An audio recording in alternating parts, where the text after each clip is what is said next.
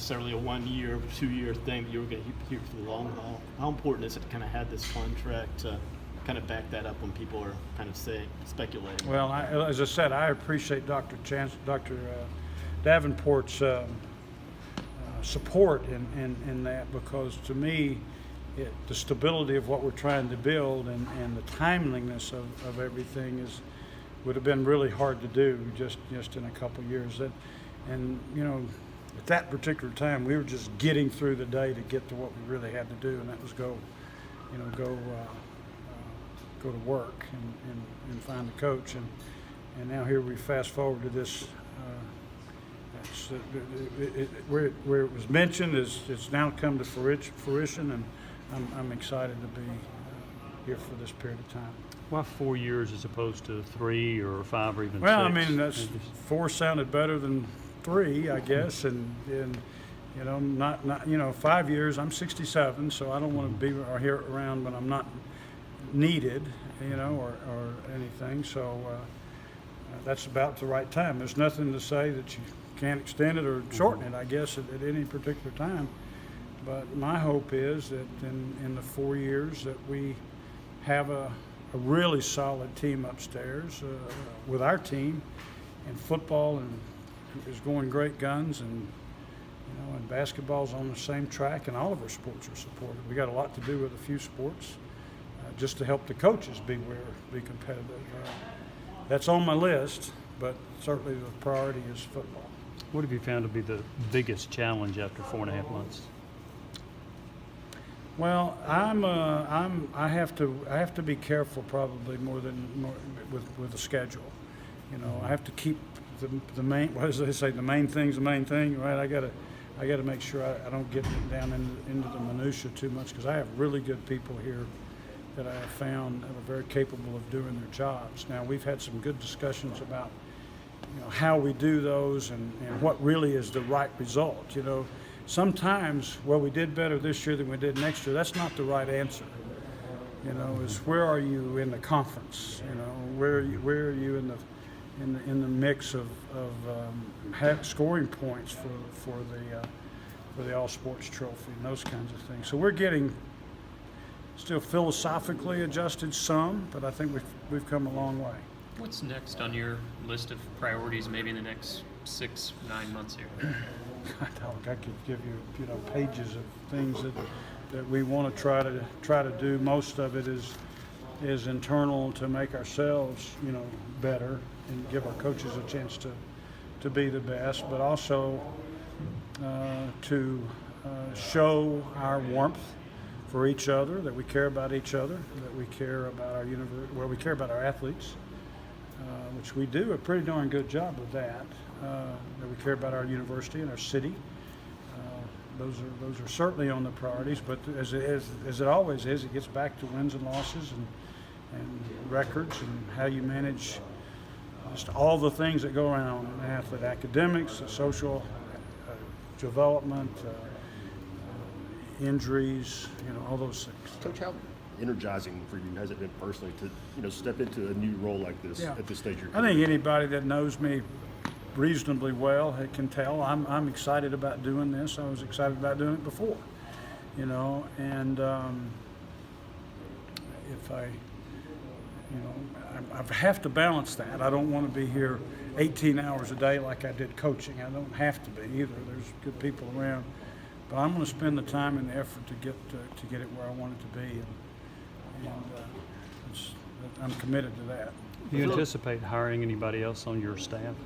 There's a lot of discussion going around right now with well, actually, I'm not discussing it too much anymore. I'm thinking through what my options are. But yeah, there's some other folks that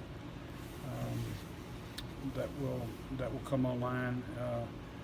No major shakeups in the senior staff, because we're, like I said, we're pretty good there. We've added a person to that and changed some responsibilities, which I'll get done here in the next couple weeks. Do you anticipate there being any adjustment to the contracts of Rick and Holly here in the next few weeks as their seasons are now? I'm not one of those going to play that out in the newspaper. We'll let you know when it's finalized, and get that done. Probably the same answer to this one, but not on Rick specifically, but his assistant coaches. Any discussion? I mean, any You know, plans the same thing. I mean, we to could. im- Yeah, I don't want to improve have that pool? 10 conversations about it. 'Cause Gotcha. we'll have one good one. How's that? Sounds Do, good. do you intend to extend their contracts? Like or- I said. Coach, Good four, job. 4 months in, just what have you learned about your football coach? You heard what I said, Yeah, but probably. we didn't, You know. but we didn't get to record. Yeah, the interview process for anybody, and I get y'all have all been through it probably on both sides, like I have. You know, you never know for sure. You know, unless you've been around a person, you know, for a long period of time. I mean, you really don't know for sure because people can tell you one thing and do another, and that's often the case. You know, they say, well, we're going to bring these 6 people with us as assistant coaches. Yeah, you're thinking in the back of your mind, well, if we get 3 of those, that'd be really good, you know. He's done exactly what he said he's going to do in the interview. He's exactly what I thought from a detailed person, from an organized person. He brought 7 guys in here the second day. That was incredible. He's got a really good staff around him. They are football coaches. You know, they're not anything about fluff. He is not anything about fluff. I've said all those things, but I like that. You know, I like his black and white. He's a good communicator. He's not a great communicator if he doesn't get what he wants. You know, but then you work through all that, right? And I like that he is driven, you know. So 4 months into it, I'm more sure now that we got the right guy than I was in the interview, and I was really happy then. So, yeah, we're headed in a good direction. What kind of crowd do you anticipate for the spring I game? have no idea. You could tell me better. You know, I hope everybody's excited about coming out. It's going to be a beautiful weekend. We've done some extra things with the Vol Village, with the Vol Walk. And former players coming back. They're going to be available for autographs and everything around.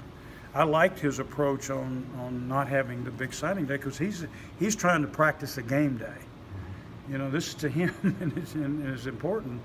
You know, is a game day for the kids to practice for the West Virginia game and East Tennessee State and all the way through. So he's looking at it from that standpoint. But also, we've got lots of prospects here.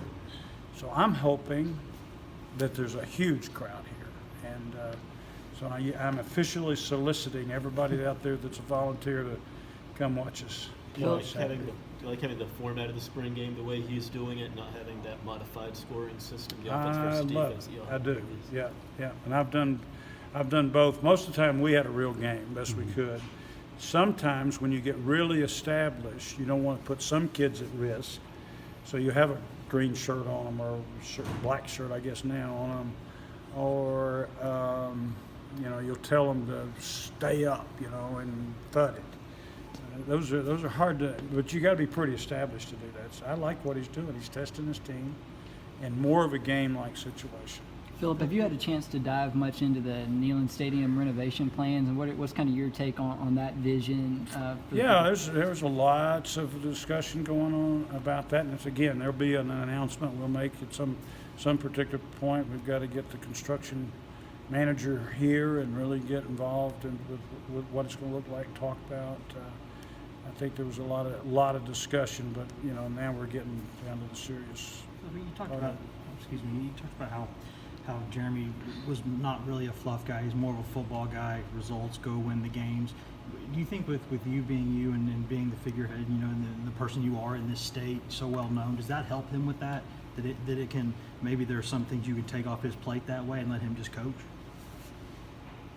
Well, no, I certainly think I can be a help in all those ways, and he's really open to knowing about our history, you know, and I'm a good guy to tell him about it, you know, and he's to our traditions and the game axmans and all those things that's important, you know, to our Tennessee people, to the guts of what we do, you know, that's all really important.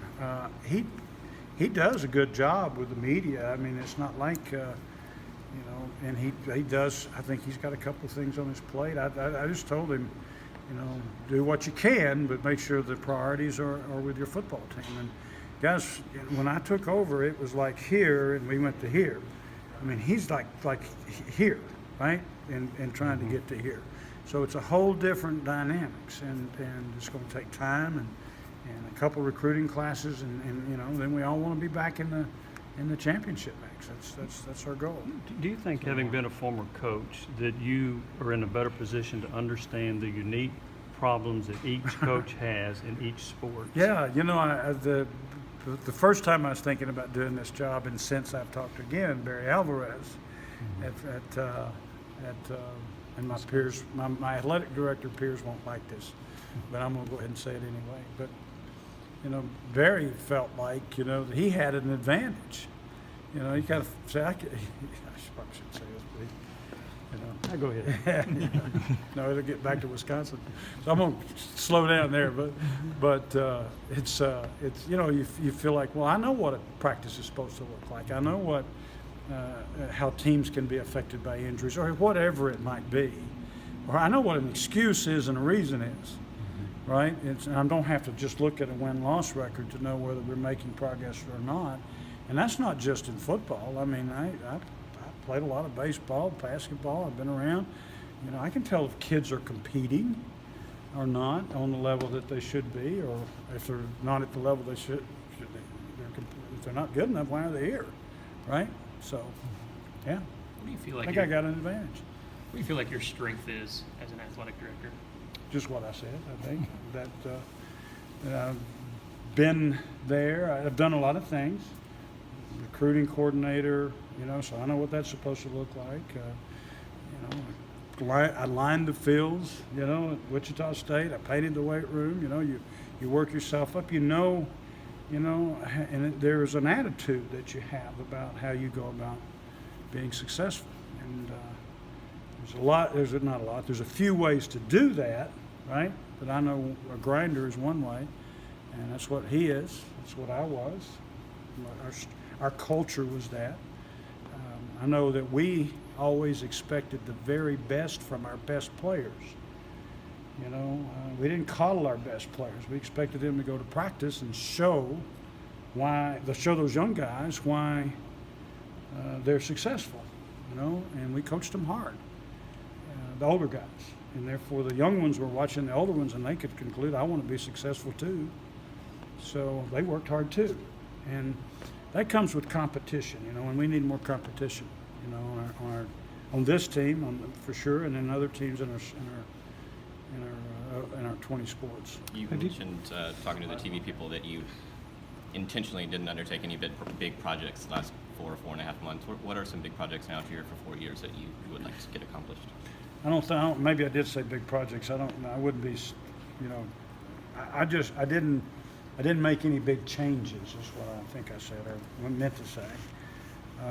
You know, I didn't jump in and ravage everybody that was here. I wanted to understand. I wanted to see it, and that's my mentors, my guys. Coach Dickey will be in this weekend. You know, Coach Battle, the other people that I like and trust to give me, you know, good guidance when I need it, and plus my own gut, you know, is to, you know, go slow, you know, see what you got, and then figure out how to best, you know, work your team out. Have you found a challenge as far as balancing a budget? Because every coach is going to want a little bit more money for their program. Has that been a challenge for you? It's a challenge. It's a challenge. You know, I've been out of it for a while, so I didn't realize that the SEC dollars were so much, but those have leveled out. I didn't realize that the autonomy, that the athlete had so much to say about, you know, what we're doing these days. There's a lot of money spent, you know, for a better experience by our athlete, which is a good thing. Mm-hmm. So those kind of things I'm getting accustomed to. Can't do anything about it, you know, one way or the other, but that surprised me a little bit. But the rest of it, you know, I know what a budget looks like. You know, have one at home. You know, if you got it, you spend it. If you don't have it, you don't spend it. You know, and we're trying to get started in some sports. Like football, you know, we're going to commit. We have committed to what it takes to get to the level we want to be at. And we hope our investment pays off greatly. Thank you, Coach. Thank you. Thanks, Coach.